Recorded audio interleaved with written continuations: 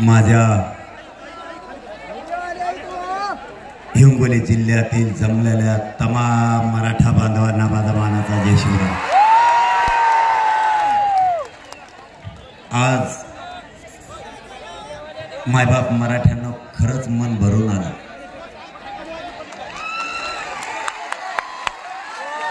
तुमच्या चरणी तुमचं लेकरू आणि मुलगा म्हणून मनापासून तुमच्या चरणी नतमस्तक होतो।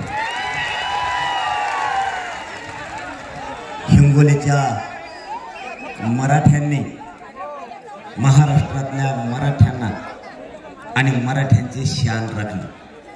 शाबासकी तुम्हाला। एवढ्या विराट रूपानं आपण 4.5 घंटे झालं रस्त्यावरती उन्हात येत, कोणाला पाणी मिळालं कोणाला नाही मिळालं, तरी माझी हिंगोलीची लाखोच्या संख्येनं मायबाप समाज आज उन्हाताना स्वतःच्या लेकराच्या न्यायासाठी उभा आहे। आपण महाराष्ट्राला दाखवून दिलं की ज्या ज्या वेळेस समाजावर संकट येतील त्या वेळेस हिंगोली जिल्हा ताकदीनं उसळून उठेल। माझा या हिंगोली जिल्ह्यातून राज्य सरकारला जाहीरपणानं सांगणार, मराठा समाजाचा हा आक्रोश आहे। मराठा समाज स्वतःच्या मुलाच्या न्यायासाठी रस्त्यावर आलाय। एकटा छगन भुजबळचा ऐकून तुम्ही जर मराठ्यावर अन्याय केला तर याद राखा, महाराष्ट्र किंवा आरक्षण छगन भुजबळची मक्तेदारी नाहीये। छगन भुजबळचा ऐकून जर मराठ्यावर अन्याय करण्याचा प्रयत्न केला तर 288 पैकी एकही उमेदवार सरकारचा निवडून येणार नाही।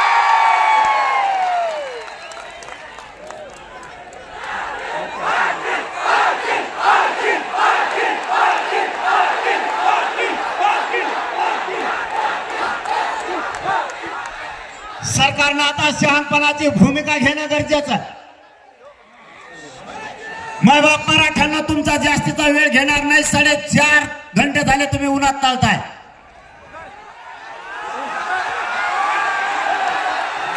पण तुम्ही आणि आपण सगळ्यांनी उन्हाचे चटके सोसल्याशिवाय आपले मराठ्यांचे करोडो लेकरं असणारे सुखात बसणार नाहीयेत। आपल्याला त्रास सहन करावा लागणार आहे। राज्य सरकारला माझी विनंती, आक्रोश समजून घ्या। हिंगोली जिल्ह्याच्या कानाकोपऱ्यात या शहरामध्ये मराठा समाज कोपऱ्यात आज भगवं वादळ दिसतंय।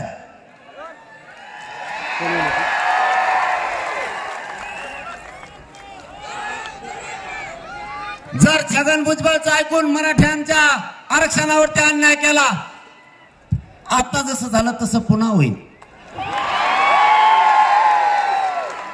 परत आपल्याला म्हणायचं नाही, काय झालं, परत माया मांडीला मांडी लावून चिटकून येऊन बसू दे। मला म्हणते पाटील काही करा, फक्त पाडा बनू नका। एक मंत्री माझ्याकडे आला, ते म्हणले दुसरा शब्द नाही का काही? म्हणलं कोणचा? ते म्हणले तुम्ही पाडा मानले इकडं धसकून काळजात होते। आमचे का पडानात म्हणी, पण पाडा म्हणू नका, दुसरं काहीतरी म्हणा। एका पाडा शब्दाने जर तुमची ही फजिती झाली आणि जर मराठ्याने नाव घेतलं तर तुमच्या नावाचा बॅलेट पेपरवर मतदानच निघणार नाही। माझ्या मराठ्यांना आणि आम्हाला राजकारणात नाही जायचं। माझ्या सामान्य करोडो मराठ्यांचा लेख समाजाचा उद्देश आहे, समाजाला आरक्षण मिळावं। दुसरा उद्देश आमचा नाहीये। एकच उद्देश आमच्या डोळ्यासमोर आहे, करोडोना मराठा समाजाचे लेकरं मोठे झाले पाहिजेत आणि आम्हाला आरक्षण पाहिजे। आमचं कोणाचीही राजकारण करायची इच्छा नाही। जर आम्हाला राजकारणाकडे तुम्ही ओढलं, तुमची फजिती तुम्ही तुमचा उद्योग बघून घ्या.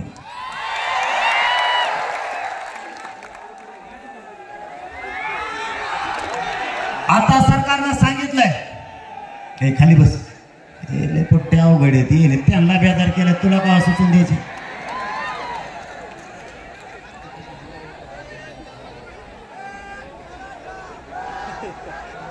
आपलं मी तुम्हाला एक 10 मिनिटात उरकणार आहे सगळं आता, कारण ऊन प्रचंड आहे. आपली मागणी आहे, मराठा आणि कुणबी एकच, सरसकट मराठ्यांना कुणबी जात प्रमाणपत्र द्या. ही 10 महिन्यापासून आपली मागणी. आपलं दुसरं म्हणणं असं आहे, तुम्हाला सरसकट द्यायचंय, ही जबाबदारी तुमची. सगळ्या सोयऱ्यांची अंमलबजावणी आम्ही दिलेल्या व्याख्याप्रमाणे सरकारने करायची आणि टिकवायची सुद्धा सरकारने. आपण सरकारला आता झालेल्या उपोषणाच्या दरम्यान चर्चा केली, त्यावेळेस आपण सरकारला सांगितलंय 83 क्रमांकाला, म्हणजे 1967ला ज्या ओबीसी आरक्षणात ऐका ना, आरक्षण पाहिजे, नुसतं आरडा नको, नकोन दिसून देऊ. काय करतो मग आता, कोणाला तरी एक जणाला दिसणारच नाही. किमान आपल्यावरती काय संकट ओढलंय हे तरी 10 मिनिटात समजून घ्या. तुम्ही ही जी ताकद लावली, यातच महाराष्ट्र खुश झालेला आहे तुमच्यावर. फक्त काही गोष्टी समजून घ्या. 4.5 घंटे झाले आपल्या माता मावल्या उन्हात आणत तळतायत, आपण येत. फक्त सांगतोय तो महत्वाचा विषय समजून घ्या, कारण आपल्याला आपल्या समाजाला न्याय द्यायचा आहे, त्यांनी दिलाय. ओबीसी 1967ला 180 जाती घातल्या, त्या 83 क्रमांकाला कुणबी म्हणून घातल्याला. व्यवसायानुसार आरक्षण दिलं गेलं. माळी समाजाला आरक्षण दिलं एका, बाकीच्या त्यांच्या असणाऱ्या जाती ह्या पोट जाती म्हणून घातल्या. त्या कशा घातल्या, तर जी माळी समाजाची एक जात 1967ला घातली, उदाहरण सांगतोय, त्या एका जातीच्या आधारावरती त्याचा व्यवसाय शेती आहे म्हणून बाकीचे सुद्धा माळी घातली. व्यवसायाच्या आधारावरती एक जात जरी आरक्षणात गेली असली तरी त्यांच्या पोट जाती त्या जातीच्या आधारावर घातल्या. 83 क्रमांकाला कुणबी, कुणबी म्हणजे शेतकरी. विदर्भातल्या मराठ्यांचा व्यवसाय शेती, महाराष्ट्रातल्या मराठ्यांचा व्यवसाय सुद्धा शेती. विदर्भातल्या मराठ्यांच्या आणि मराठवाड्यातल्या मराठ्यांचे रुटीबिटी व्यवहार होत आहेत. आमचा व्यवसाय एकच, आमचे नातेगोती एक, आमची जात सुद्धा एक. त्यांना जर व्यवसायाच्या आधारावर दिलं तर महाराष्ट्रातल्या मराठ्यांचा व्यवसाय सुद्धा शेतीचे. 180 जाती अगोदर घातल्या, आज 180 जातीच्या 350 ते 400 जाती झाल्या. जर अगोदर 180 जाती होत्या तर 350 400 जाती परत झाल्याच कशा. 180 जातीच्या पोट जाती म्हणून बाकीच्या जाती यांनी आरक्षणामध्ये घेतल्या. मग आमचं म्हणणं आहे 83 क्रमांकाला जर मराठा, तिथं जर कुणबी असेल तर कुणब्यांची पोट जात मराठा होत नाही का? जर मराठ्यांची पोट जात कुणबी, बाकीच्यांची उपजाती पोट जाती म्हणून तुम्ही घातल्या तर मराठ्यांची का घातली नाही?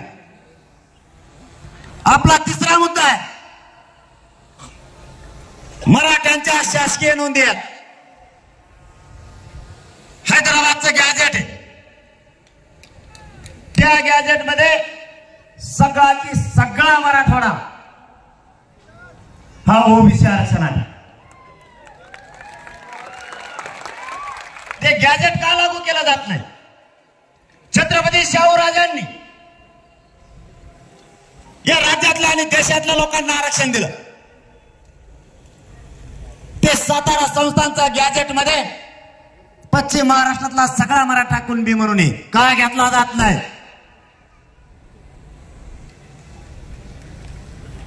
बॉम्बे गव्हर्नमेंटचं गॅजेट सुद्धा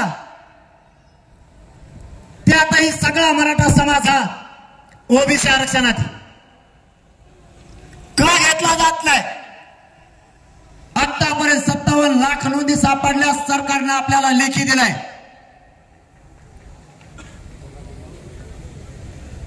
मग त्यांच्या नातेवाईकाला का दिलं जात नाही? मराठ्यांच्या सरकारी नोंदी तरीही मराठ्यांना आरक्षण दिलं जात नाही. आणि यांच्या कुणाच्या सरकारी नोंदी नाहीत. असेच पळवाटाने आलेले सगळे मागून पुढून कुंकुन घुसले. तुमची कुणाची नोंद आहे का? नाही. तरी तुम्ही आरक्षणात, आणि आमच्या नोंदी असून आम्ही आरक्षणात नाही. बघा उलटा न्याय. काल माझ्याकडे कैकाडी समाजाचं एक पथक आलं होतं, शिष्टमंडळ. त्यांनी सांगितलंय तुमचं तरी बरं आहे, आमचा लयच पाचका झालाय. म्हणलं तुमचं काय झालं आता? आमचं दुरण ट्याकान आणखीन, तर तुमचं काय झालंय? ते म्हणले आमची एकच जाती कैकाडी समाजाची, 2-3 नाहीत, काही नाही. विदर्भात कैकाडी समाजाची जात एससी आरक्षणात, खानदेशात कैकाडी समाजाची जात एसटी आरक्षणात, आणि मराठवाड्यात कैकाडी समाजाची जात ओबीसी आरक्षणात. बघा मंडल कमिशनचा प्रताप, कशी काडी लावून ठेवली मंडल कमिशननं. एकच जात 3 जातीत कोचिली. त्या कैकाडी समाजाच्या बांधवाचं म्हणणं होतं आम्हाला एक द्या ना कोणची तरी, एकच जात 3कडे देऊन ठेवली. म्हणजे विदर्भातली कैकाडी समाजाची जर मुलगी केली ती तिकडे एससी आहे, मराठवाड्यात आली ती ओबीसी होती. मराठवाड्यातली कैकाडी समाजाची मुलगी ही इथं ओबीसी आहे, विदर्भात दिले ती एससी होती. आणि विदर्भातली कैकाडी समाजाची मुलगी जर खानदेशात दिले तिकडे गेले ती एसटी होती. म्हणजे आपल्यासारखं झालं ना त्यांचं. आपण विदर्भात गेलो तिकडे गेले की ती कुणबी होती, तिकडची पोरी की आपण केली ती इकडे आली ओपन होती. कोणाचेच कोणाला मेळ नाही. आपला नेमका आंतरजातीय व्यवहार आहे का रोटी बिटी व्यवहार आहे? काहीच मेळ लागाना. माझ्याकडे आपल्याच मराठवाड्यातला आलता, जालना जिल्ह्यातला. तेव्हा म्हणला आपली बाईक विदर्भातली, ती कुणबी आहे, मी ओपन आहे. पोराला काय लो म्हणला, तर मी काय सांगू काय लो हाय का नाही लफड. तेव्हा म्हणला ती मपली पाहुणे, मी तिचा पाहुणा, दोघं मराठा. पण पोरगा आता ओपन धराव का ओबीसी धराव म्हणलं, काहीतरी धरा आता, आरक्षण मिळूस तर काय करतात. ही सत्य परिस्थिती आहे. मराठ्यांचा नोकरीतला टक्का वाढायचा कमी झाला. जो मराठा नोकरीला लागला त्याची भरती होत नाहीये, त्याच्या मुलाला केंद्रीय कॉलेज मिळत नाही त्या आरक्षणामुळं.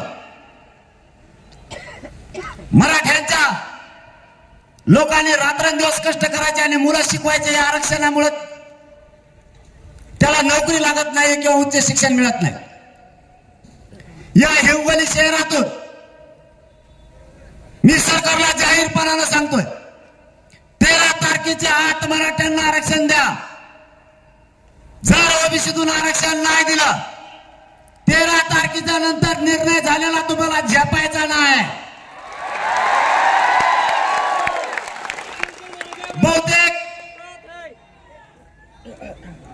बहुतेक आपली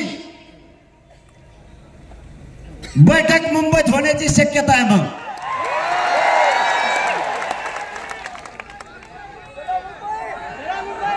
पण ह्या बारील तुमच्यावरच आहे, तो म्हणतात तसंच ह्या बारील.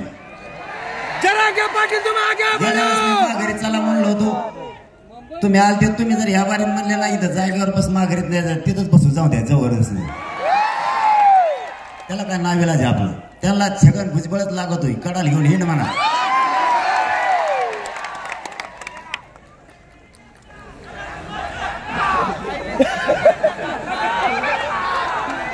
ते गेले कामातून, त्याने केली टोळी तयार, सगळ्याला काम वाटून दिलेत त्याने.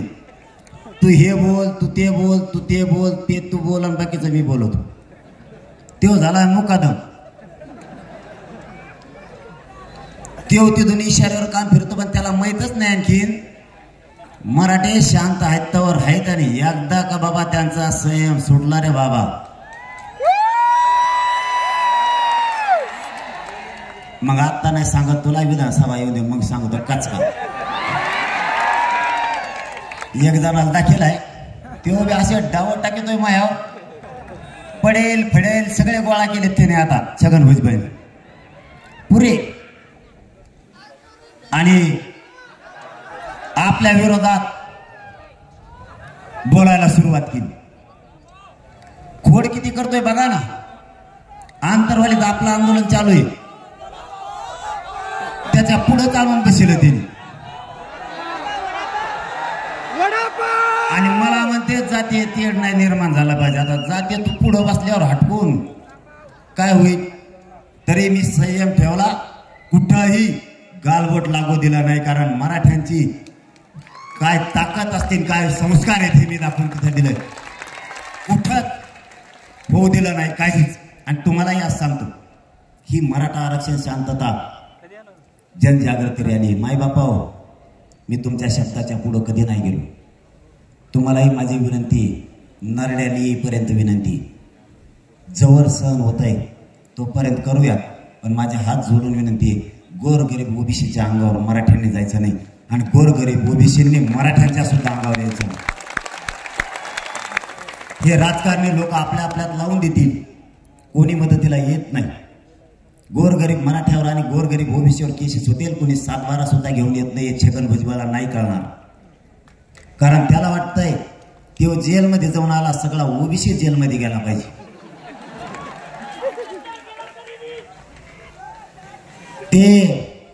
त्यांनी असं पेरलंय ना भयानक की दंगली व्हावात म्हणून. मी तुमच्या साक्षीने तुमच्या मायबाप जनतेच्या पायाला हात लावून सांगतो, त्याचा कुठं डाव मी दंगल घडण्याचा यशस्वी नाही होऊ द्याला, आणि पुढच्या काळात सुद्धा होऊ द्यायचा. ते काही टाकी ते मला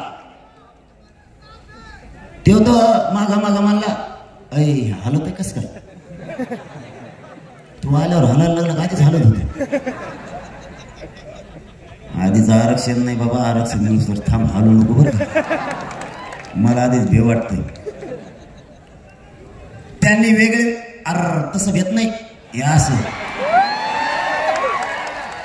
अरे बाबा दुमते तिमते केले सगळे, ते आता त्यांच्यात कानात बोलत ये. ते म्हणते होय हे जरांगे पाटील काय रसायन रे. ते म्हणतोय मीच पडून मला काय विचारतो. मला काही नाव ठेवते ते, कसलं गाणं दिसतं एवढं सखीचे. काय करायचं बघ छगन भुजबळ, मी कसला असं तुला काय, मला काय लग्न करायचं पैसे तुला करायचं काय, मी कसला दिसून दे नाही तुम्ही आपलं वजन असून दे नाही नसून, तुला काय करायचं तू तुला बघ ना. मी मग बघतो, मी पुढा येडा आहे. हा काय म्हणणं तू, पण तुला नीट केलं की नाही. मला काहीच अक्कल नाही बा तो आहे म्हणण्याने. काही म्हणतात मला घटना कळत नाही, कायदा कळत नाही, शिकलेलंच नाही. 34 शिकलेलं आहे. 4थीला मला 3 मार्क पडले. तुला काय करायचं, तुम्ही एवढे हुशार आहेत, तुम्हाला सगळ्याला पालत टाकून 1.5 कोटी मराठा आरक्षण घातला का नाही. मी असू दे माझ्या मराठाला मी येणार बरं आहे. तू मग शिकलेला आहे, तू तसाच राह. मी तुला करायचं काय कसला असून दे, मी पायावर नाही चालत टकोऱ्यावर चालवतोय. तुला काय करायचं, काय तर ते मला काही म्हणते. काही काही आता नवीनच लिहिलंय म्हणले काहीतरी मिथूनच आहे म्हणले मी. तुला काय करायचं मी मिथून असं नाही तर काही असं तुला काही घेणं आहे का. पण कुठे कसे जाम ठोकले कस काय उलटे पालटे केले सगळे. मस्ती जिरिली का नाही. तुला करायचं काय तू तुझ्या जातीचं बघ तुझी जात मोठी करायचं बघ. लोकांचे माप घेतो कशाला. आणि मग माप घेता घेता 26च्या धुऱ्या होताने करून घेतल्या. आता तर 200च्या करणार आहेत आम्ही. मग आमच्या नादी लागलं खलास 200 सुपडा साप कायम घरी नुसतं जमिनीवर बसायचं माती टोकरायची. मग कस काय पडलो कस काय पडलो कस काय पडलो कस काय पडलो दुसरं काही कामच नाही करायचं नुसती माती टोकरायची. मराठ्याच्या नादी लागले कार्यक्रम. माय बापा एकजूट असू द्या. यांनी किती षडयंत्र करू द्या. सरकारनं अभ्यासक सुद्धा आपल्या विरोधात उतरलेत मराठ्यांचे. तेही बोलायला लागलेत.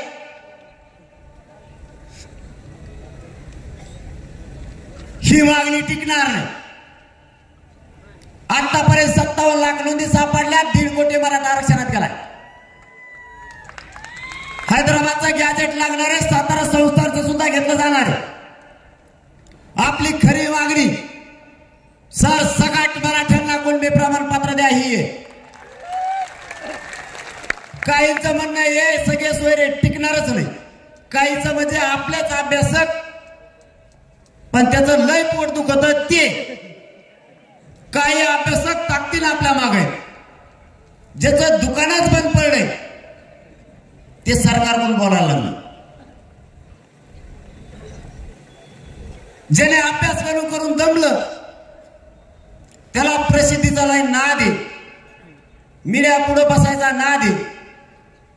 त्याला एक मोठा मुळ्यात झालाय. त्यालाही दम निघाला. बरं टिकणार नाही असं ग्राह्य धरून 16% आरक्षण दिलं. मराठ्यांचं टिकून दिलं नाही.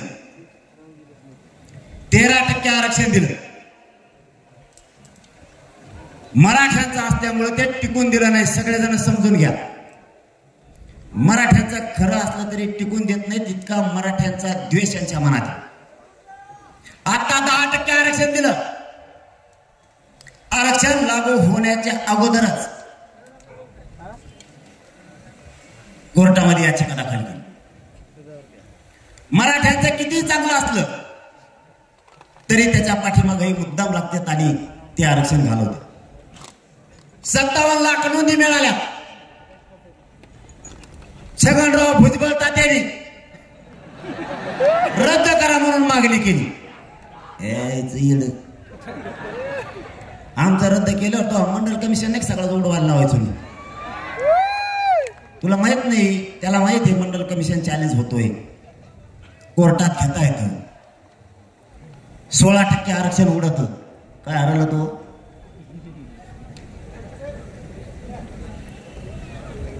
इतक्या लवकर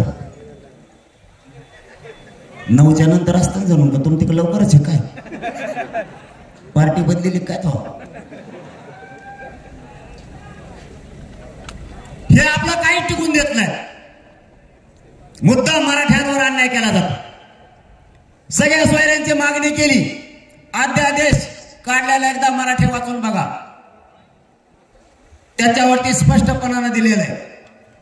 आपल्या व्याख्याप्रमाणे आपली व्याख्या त्याच्यात घेतलेली तशी अंमलबजावणी केली तरच आपल्याला मान्य. आणि जर काही अभ्यासकांचं खरं बोलणं आहे काहींचं खोटं बोलणं आहे आणि जे खोटं बोलतायत ते त्या दिवशी वाशीला मुंबईत होते. आता फक्त काहीतरी आम्ही सरकारनं दाखवलं म्हणून उलट बोलायला लागले. बरं असं ग्राह्य धरून ते नाही टिकलं. हा उडलं. मी पुन्हा लढन. तुला काय करायचं. मी या मराठ्यांसाठी पुन्हा माझी जीवाची बाजी लावायला तयार आहे आणि सगळ्यांना ओबीसीतून पुन्हा आरक्षण द्यायला तयार आहे. तुला करायचं काय. तू झोप ना घरातच. पण मी या मराठ्यांच्या ताकदीवरती कोणाला काहीच मिळवून देणार नाही. किती मिळ्यात बोंबाला तरी. कोणाला पद मिळून देणार नाही, कोणाला पैसे मिळून देणार नाही. मी मिळून देणार तर फक्त करोडो मराठ्यांना आरक्षणच मिळून देणार. पुन्हा 4 महिने लढायची वेळ आली तरी लढत. मी फक्त चुकत शोधायला काही कामाला लागले. मी काय चुकवतो, का दुःख द्यायला लागले मला तुम्ही? चूक कोणाकडून होत नाही. ही चूक काढायची वेळ नाही. तुमचं आमचं काही वाद असेल, काही नाराजी असेल, ती दिवस ही नाहीये. आज समाजाच्या पाठीवर हात टाकून समाजाच्या एकजूट वाढून त्याला आरक्षण देण्याची गरज आहे. आज एकमेकाचे गुन्हे धुणे काढायची वेळ नाही. समाजावरती संकट घोंगावतंय. समाजाला वेठीस धरायचं काम केलंय. तुम्हाला माझी विनंती आहे, जर सरकारनं आरक्षण नाही दिलं तर पुन्हा मुंबईकडे जावं लागेल. तुम्ही सगळे येणार का? जरांगे पाटील तुम आगे बढ़ो. मोकळ्या मनाने सगळे एका आवाजात सांगा, जर मुंबईला जायचं ठरलं तर हात वर करून सांगा, येणार का?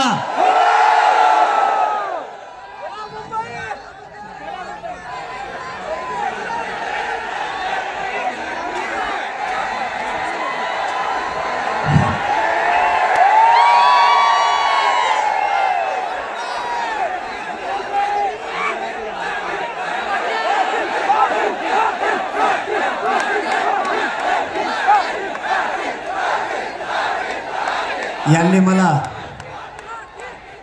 शेवटचा मुद्दा सांगतो. यांनी मला आणि माझ्या समाजाला घेरायचं ठरवलं.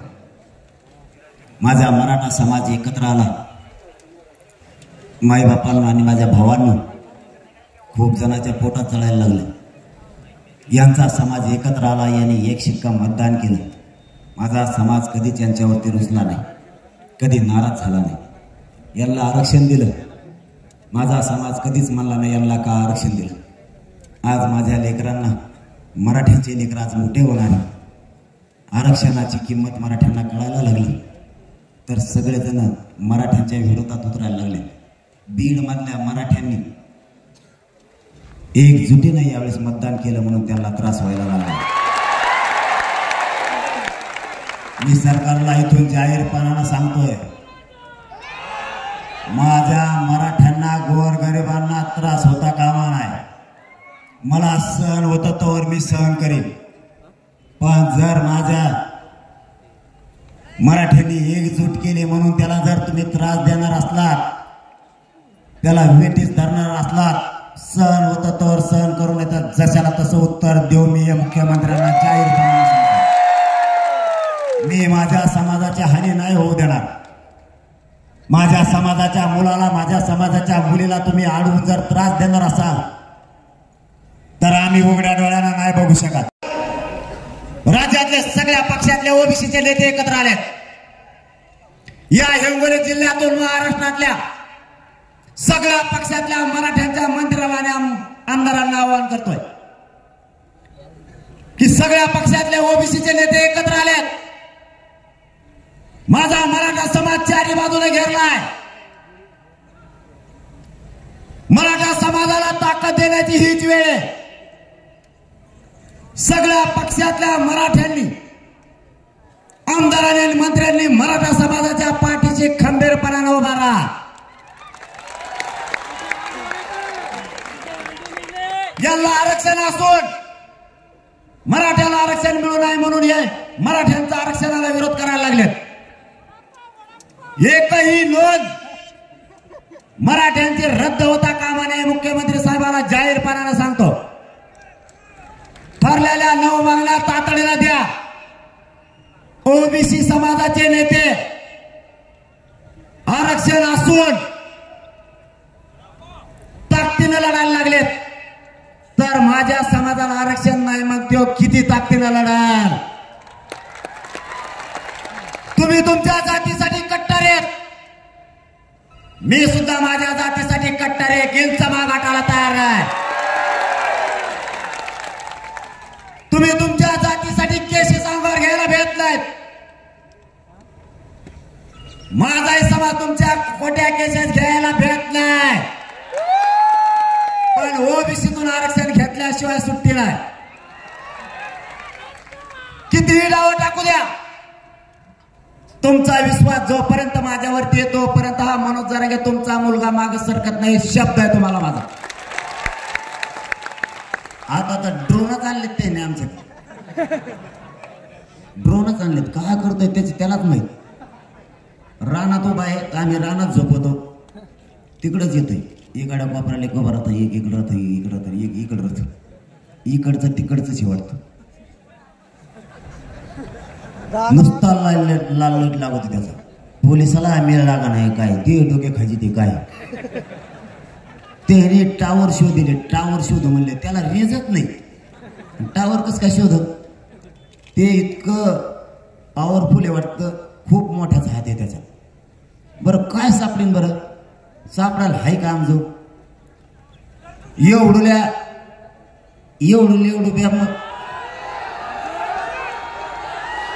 एवढ्यालाच मोसंब्यात मोसंबीला काय बघू तू? सरकीला दोड्या नाही आल्या आणखी बघतो काय? ते जवळ येत नाही रे, लय लांब येते. जवळ आले एका गोट्यात खाली पडेल त्याला हातच पुरत नाही. आणि इतकं पळत सनाट ते रात्री येते. काय करतोय काय नाही मी नाही भेटणार. तुम्ही काही केलं तरी मनोज जरांगे मराठा समाजापासून नाही तुटू शकत. तुम्ही व्हिडिओ तयार करा, तुम्ही माय रेकॉर्डिंग आणा, काही खोटं बनवा, मी नाही जात समाजापासून. मी काय पाप केलंय? मायबाप समाजावर मी काय पाप केलं? माझ्या समाजासाठी मी लढायला लागलो. तुम्ही तुमच्या जातीसाठी लढलात, आमचं कधी पोट दुखलं नाही. माझ्या गोरगरीब मराठ्यांच्या लेकराच्या चेहऱ्यावर आनंद यावा, त्याला आरक्षण मिळावं म्हणून मी लढतोय. तुम्हाला इतकं काय वाईट वाटायला लागलं की नीच वृत्तीला तुम्ही उतारला. लागल ते करायला लागलं, काही सापडायला लागलं. मी नाही हटू शकत माझ्या समाजापासून. मी तुम्हाला नाही मॅनेज होऊ शकत, मी नाही फुटू शकत तुम्हाला. मला तुमचं पद नको, मला तुमचे पैसे नको, पण माझा समाज मी मोठा केल्याशिवाय नाही हटत. तुमचा समाज मोठा करताना तुम्ही ताकदीने केला, मी माझा समाज मोठा करायला ताकदीने निघाला.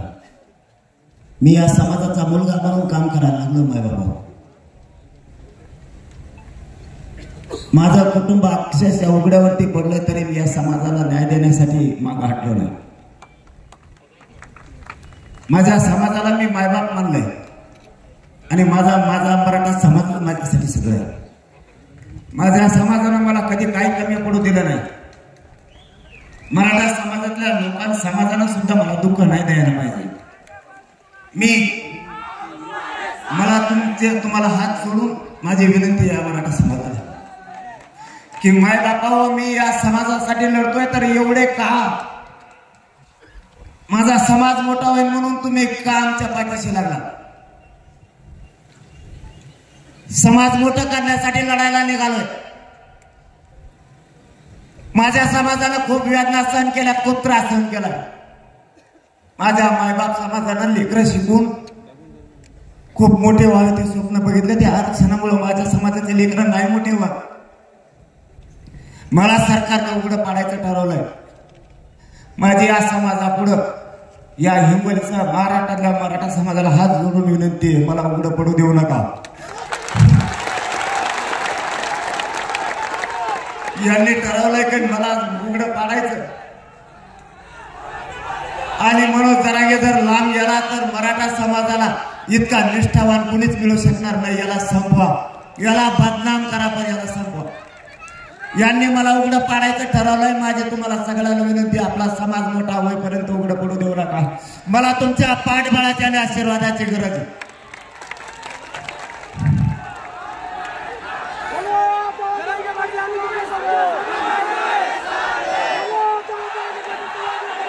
मी यांना बाकीकडे कुठंच संपत नाहीये. मी यांना मॅनेज नाही होत. मी यांना नाही फुटत. यांनी लोक मारायला पाठवले तरी मी इतका कणखर मराठा आहे. की मी यांच्या मनगटाला मनगट लावा सुद्धा माझ्या ताकद आहे, म्हणूनही ते तिथं हारते. फक्त यांनी मला उघडं पाडायचं ठरवलंय, मला एकटं करायचं ठरवलंय. त्यांना माहिती आहे याला मुद्दाम बदनाम करून टाकायचे. मराठ्यांचेच लोक फोडून मराठ्यांना पत्रकार परिषदा घ्यायला लावायचे आणि याला बाजूला सरकायचं. हे निष्ठावान पोरग याला जर बाजूला नाही सर केलं तर आपला कार्यक्रम लागल्याशिवाय राहणार नाही. काही करा पण या पोराला बदनाम करा. आणि आपले सुद्धा बिनलाजासारखे मराठ्याचे काही लोक आमिषावरती पत्रकार परिषदा घेऊन उलट सुलट बोलतात. माझ्याजवळ काहीच नाही, बदनामी होण्यासारखा माझ्याजवळ काही नाही. माझ्याजवळ पैसा नाही, प्रॉपर्टी पण नाही आणि मी कोणाचा 1 रुपया घेतला बी नाही. माझं फक्त एवढंच स्वप्न आहे, माझ्या गोरगरीब मराठ्याचे करोडोने लेकरं अधिकारी बनलेले, मला त्यांच्या अंगावर वर्दी चढलेले बघायचं, एवढंच माझं कट्टर स्वप्न आहे. आणि हे स्वप्न त्यांना खूप खुपायला लागले, त्यांचं पोट दुखायला लागले. याला हटवा, एक तर सरकार पडल नाही तर हे आरक्षण देईल. मी काय करू? मी निष्ठावान आहे, माझी निष्ठा नाही विकू शकत. हा माझी एक चूक आहे, मी खरं बोलतो आणि ते समोरच्याला लागतो. माझ्या पोटात कपट नाहीये, मी कपटी भावनेनं कोणाशी नाही वागत. त्यामुळे समोरच्याला मी खपत नाहीये, मी निर्भीडपणानं समोर बोलतो. ते लोकांना सहन होत नाही. काही जणांना वाटतं पैसा आणि पद कमवले पाहिजेत. मला वाटतं समाजाचं रक्त पिऊन आपला संसार आपण मोठा करू नये. आपला समाज आपल्या समाजाच्या ताकदीवर मोठा झाला पाहिजे. आपले लेकरं राज्यापासून केंद्रापर्यंत अधिकारी बनले पाहिजेत. हे स्वप्न घेऊन मी रस्त्यावर आहे. तुम्हाला काय मागत नाही, कोणाच्या बोलण्यावर विश्वास ठेवू नका. आपली एकजूट कायम राहू द्या. फक्त एकच या हिंगोली जिल्ह्यातून महाराष्ट्रातल्या मराठ्यांना माझं मागणं आहे, मी तुमच्या बळावर लढतोय. कुटुंब असूनही नसल्यासारखं आहे मला तुमच्याशिवाय कोणी नाही. फक्त मला उघडं पडून देऊ नका आणि पाठबळाने आशीर्वाद कायम राहू द्या. यांच्या छातीवर बसून तुम्हाला आरक्षण देतो.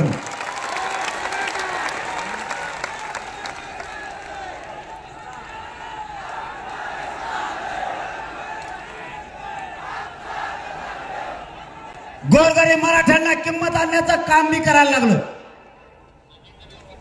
गोरगरीब मराठ्यांची प्रतिष्ठा वाढली पाहिजे हे काम करायला लागलोय. गोरगरीब मराठ्यांना किंमत दिली जात नाही. 10% राजकारणी मराठी सुधारतील, पण 90% मराठ्यांचं काय? आणि ते 90% मराठी मोठे व्हावेत म्हणून मी ताकदीने संघर्ष करून काम करतोय. माझं स्वप्न आहे चपला सकट नेते तुमच्या पाया पडले पाहिजेत. ही किंमत तुम्हाला आली पाहिजे. तुमच्या मतात आणि तुमच्या मताला विश्वासात घेतल्याशिवाय कोणतं सरकार पुढे गेलं नाही पाहिजे. हे मला करायचं. या राज्याची पॉवर गरीब मराठ्यांच्या हातातच राहिले पाहिजे. हे काम आपल्याला करायचं. या राज्यात मराठ्यांशिवाय पाळणाही आला नाही पाहिजे. मराठ्यांनी सिद्ध केलंय. आणि पुढच्याही काळात जर आपल्याला आरक्षण नाही दिलं तर राज्यातल्या मराठ्यांची बैठक घेऊन 288 उमेदवार उभे करायचे का 288 पाडायचे. एक दिवसभर बैठक घेऊन विषय फायनल करायचा. ज्या वेळेस निरोप येईल त्यावेळेस खेड्यापाड्यातल्या सगळ्या मराठा बांधवांनी त्या दिवशी या. कारण जो निर्णय एकदा ठरला की मी पुन्हा बदलत नाही. तुम्हाला विचारून ठरलं ह्यावेळेस उभा नाही करायचे, पाडायचे, तर पाळली. आता जर तुम्ही म्हणले उभा करायची तर मग गाठायचं नाही, उभा करायचं. आणि तुम्ही जर म्हणले जाऊन द्यायचे दोन अडीचशे पाडूनच टाकायचे तर पाळलेच म्हणून समजायचं. याच्या बरोबर आणखीन एक काम करायचं. ओबीसीचा जो नेता मराठ्यांच्या विरोधात काम कराल, गोरगरीब मराठ्यांना त्रास देईल, त्याला या निवडणुकीत काय पाडायचं म्हणजे पाडायचं. त्याला कधीच निवडून येऊ द्यायचं नाही. आणि आपल्या तोंडातून एकदा आपण बोललो आणि आपली जर गोळी सुटली, ओबीसीचा नेता किती ताकदीने उभा राहाय पाळणाच म्हणून समजायचं. किती पैसे वाटेल तू रेल्वे भरून आण, तुला जर नाही पाडलं तर पुन्हा हिंगोलीत यायचो नाही. महाराष्ट्रातला कोणताही नेता असो, माझ्या गोरगरीब मराठ्याला त्रास दिला की त्यो नेत्याच्या हातात राजकीय पावर ठेवायची नाही. पाडायचं म्हणजे पाडायचं, जसे मराठ्यांनी काही पाळले तसे. पुन्हा जर कुमकुमी जिरली नसली तर राहिलेल्यांची विधानसभेत जिरेनार म्हणजे जिरेनार. पाडणार तू पेट्या पळेव, तू बोगस मतदान कर, तू काही कर, पाडणारच. नसता मराठ्यांच्या खांद्यात हात टाकून चालायचं. दादा तुला चांगला, तुला छान, तुला सुंदर दिसतो, नाही दिसला तरी म्हणायचं सुंदर दिसतो. मराठ्याशिवाय आपलं धकत नाही बा. आपण दोघं मित्र येते एकामेकाची, भजे चारायला जाय त्याला. मराठ्याला गोड बोलायचं. त्रास दिला, त्यांच्या धुऱ्या उलट्या झाल्या तशा तो केल्याच म्हणून समजायचे. मग राज्यात कोणता नेता असो त्याला असो, हाय ह्योच उपटा नाही त्यांना दुसरा कोणता ठोकितो. आता पहिलाच खोटा मारायला उपटा नाही त्यांना. आता त्यांना त्यांची त्याच्यातच फजिती झाली. म्हणून सांगितलं महाराष्ट्रातल्या मराठ्यांच्या नादी लागायचं नाही. मुस्लिम समाजाला सुद्धा आरक्षण मिळालं पाहिजे. का नाही मिळालं पाहिजे? कशामुळे नाही मिळालं पाहिजे? मुसलमान सुद्धा कुणबीत निघाले.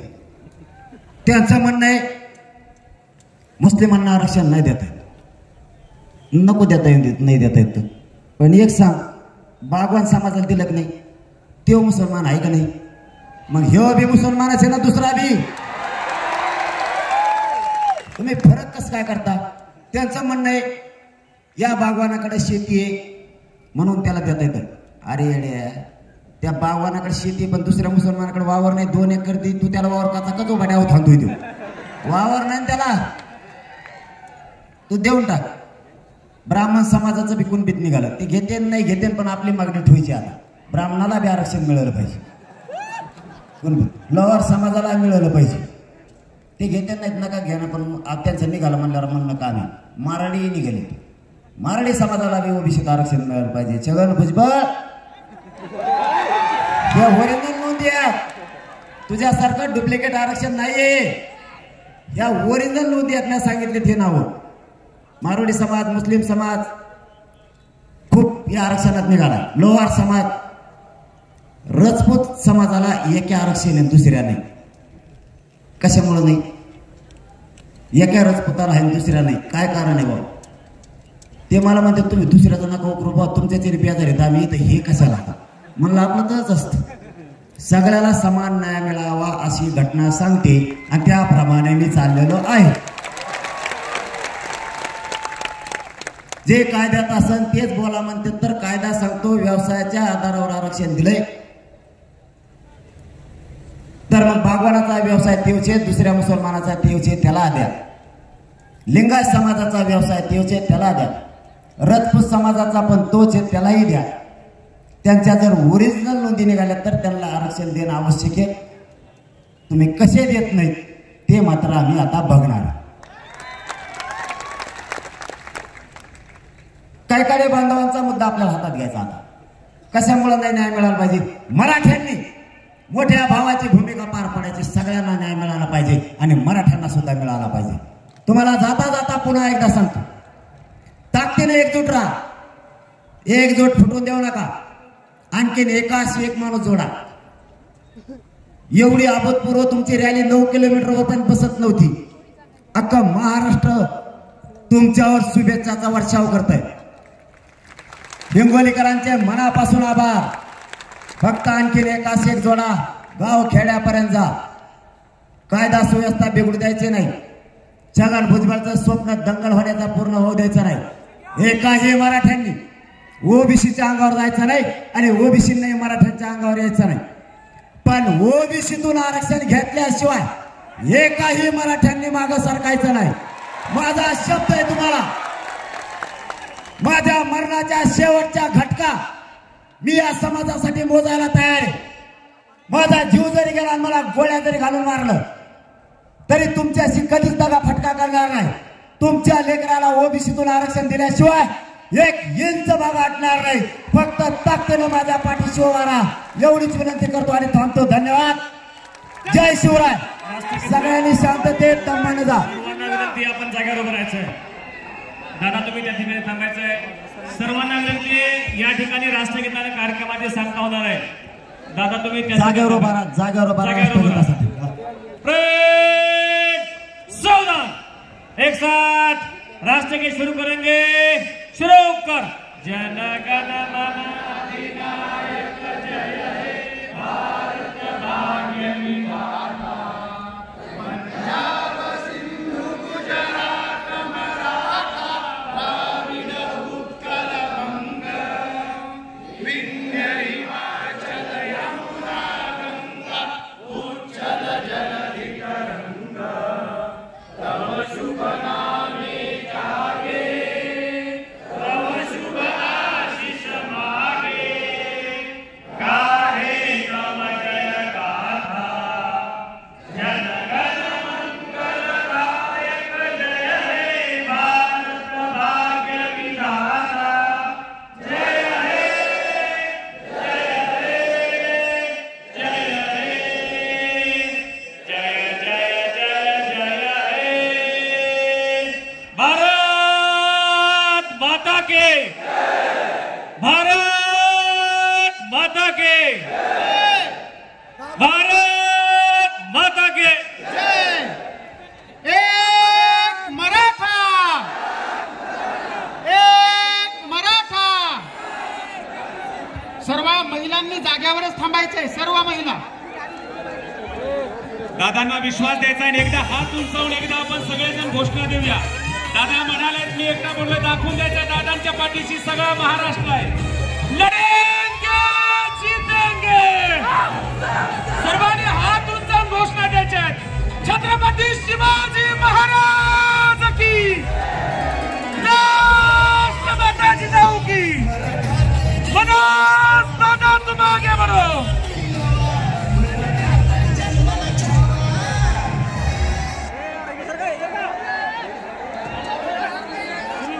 कृपया कोणी फोटोसाठी घाई करू नका.